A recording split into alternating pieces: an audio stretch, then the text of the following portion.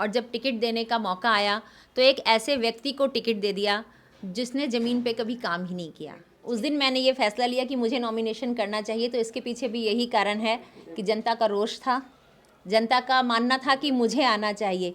और मेरा चुनाव चिन्ह सीटी है, तो इस बार प्लीज़ सीटी को वोट करें और क्षेत्र में स्वच्छता की सीटी बजाएं।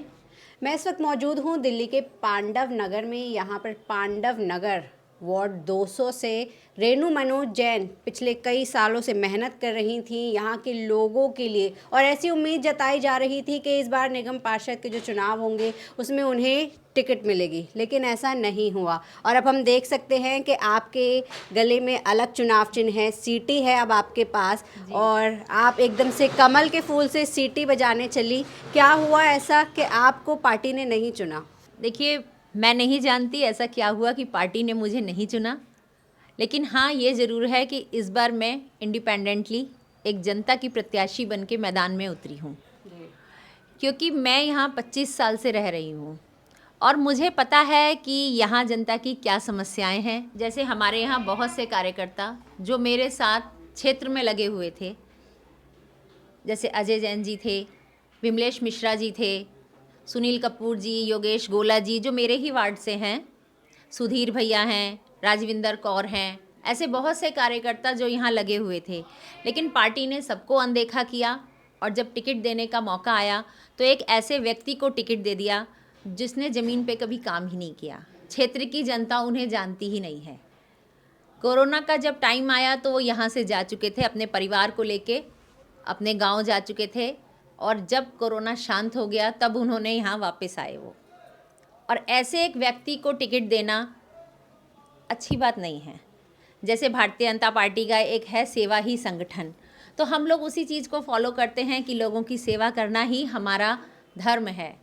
हमने हमेशा सेवा के ही काम किए हैं और आगे भी मैं आप सभी को ये विश्वास दिलाती हूँ, अगर क्षेत्र की जनता मुझे चुनती है, अगर क्षेत्र की जनता ये मानती है कि मैं इस क्षेत्र में काम कर सकती हूँ, विकास के कुछ काम कर सकती हूँ, तो आपके चैनल के माध्यम से मैं उनसे अपील करूँगी, कृपया इस बार जिसने आपका सुख दुख में साथ दिया हो, कृपया आप उसी को वोट करें और दिखा दें इन पार्टियों को कि हम उसी को अपने क्षेत्र में चुनेंगे जिसने क्षेत्र में काम किया हो, ना कि कोई पैराशूट एंट्री जो आप करवा देते हैं एंड टाइम पर और अपने कार्यकर्ताओं को यूज़ करते हैं।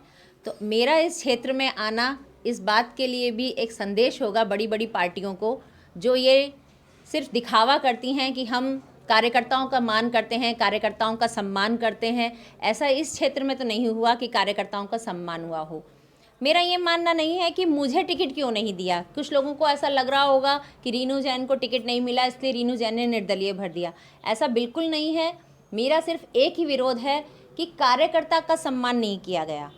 जिसने ज़मीन पे काम किया, जो ज़मीन पे लोगों के बीच में आया, दिन रात लोगों के बीच रहा। 2 बार मुझे भी कोरोना हुआ, मेरे हस्बैंड को कोरोना हुआ, मेरा भाई भी मेरे साथ ही रहता है, उसको भी कोरोना हुआ। और मैं जिन कार्यकर्ताओं का नाम लिया मैंने अभी, जैसे विमलेश मिश्रा जी हैं, उन्हें भी कोरोना हुआ। बहुत से कार्यकर्ता हैं जिन्होंने क्षेत्र में रहे, आप जान रहे थे छूने से ये बीमारी फैल रही थी। और जब हम क्षेत्र में लोगों की सेवा करेंगे, ऑक्सीजन का अरेंज करेंगे। सुनील कपूर जी हैं मंडावली में, जिन्होंने घर घर जाके लोगों को खाना पहुंचाया जो कोरोना से पीड़ित थे। योगेश गोला जी हैं जिन्होंने ऑक्सीजन, सब लोगों को ऑक्सीजन पहुंचाई जिनको ज़रूरत थी। बहुत से कार्यकर्ता हैं, हमारा युवा मोर्चा भी लगा हुआ था। पप्पू निराला जी हैं, हम लोग संगठित होकर अपने पैसे से हम लोगों ने क्षेत्र में मतलब अनाज हमने दिया। सुबह सुबह जल्दी हम निकल जाते थे, जिन घरों में ज़रूरत है उन घरों में हमने हर चीज़ से, दवाइयों से मदद हो, जिस चीज़ से भी मदद की जा सकती थी हमने उस समय की। लेकिन पार्टी ने सब कुछ नज़रअंदाज किया और एक ऐसे व्यक्ति को टिकट दे दिया जो यहाँ था ही नहीं, जिसको क्षेत्र में कोई जाने नहीं। कोई यहाँ आके कह तो दे कि भाई इस व्यक्ति को टिकट दिया गया है और ये हमारे बीच में इसने ये सेवा के काम किए। मेरा सिर्फ इतना ही विरोध है और कुछ नहीं। जी, जिस तरह से हमने आपको देखा कि पांडव नगर हो, मंडावली हो, गणेश नगर हो, हर जगह आप हर वक्त जो है एक्टिव रहती थी। हालांकि उस समय कार्यकर्ताओं का आपका साथ था, लेकिन आज आप निर्दलीय खड़ी हुई हैं, तो ऐसे में आपकी डगर जो है काफ़ी मुश्किल है। लेकिन जो जनता है, जो जनप्रतिनिधित्व हम कहें, जो जनहित कहे, वो आपके साथ है। आपको ऐसी पूरी उम्मीद है? बिल्कुल, मुझे ऐसी उम्मीद है क्योंकि ये फैसला मैंने देर से लिया। जिस दिन लास्ट डेट था नॉमिनेशन का, उस दिन मैंने ये फैसला लिया कि मुझे नॉमिनेशन करना चाहिए। तो इसके पीछे भी यही कारण है कि जनता का रोष था, जनता का मानना था कि मुझे आना चाहिए। और मैंने अपने जो मेरे पैम्पलेट्स हैं मैंने बनवाए हैं, मैंने उसमें यही लिखा है कि जनता की उम्मीद, मैं जनता की ही प्रत्याशी हूँ। ऐसा नहीं है मैं किसी पार्टी से नहीं हूँ, पार्टी में रह के, सिस्टम में रह के मैं सिस्टम को बदलना चाहती थी, लेकिन ऐसा कुछ भी नहीं हुआ। सिस्टम जो बना हुआ है वो बना हुआ है, लेकिन अगर जनता चाहती है कि इस सिस्टम से अलग हम कुछ काम कर सकें, क्षेत्र के लिए काम कर सकें, अगर वो ये चाहती है तो मैंने उनको ये मौका दिया है इस बार। कृपया आप मुझे वोट करें ताकि मैं इस सिस्टम को थोड़ा बदल सकूं। तो रीनू मनोज जैन जी, अगर जनता आपको चुनती है, अगर सीटी बजाती है, तो फिर क्या क्या काम जो है आप अपने शपथ पत्र आपने लिखे हैं, क्या वादे किए हैं इस बार? जैसे पार्टियां अपने मैनिफेस्टो बनाती हैं, कुछ लोग इसको संकल्प पत्र के नाम से भी कहते हैं, लेकिन मैंने इसको शपथ पत्र नाम दिया है।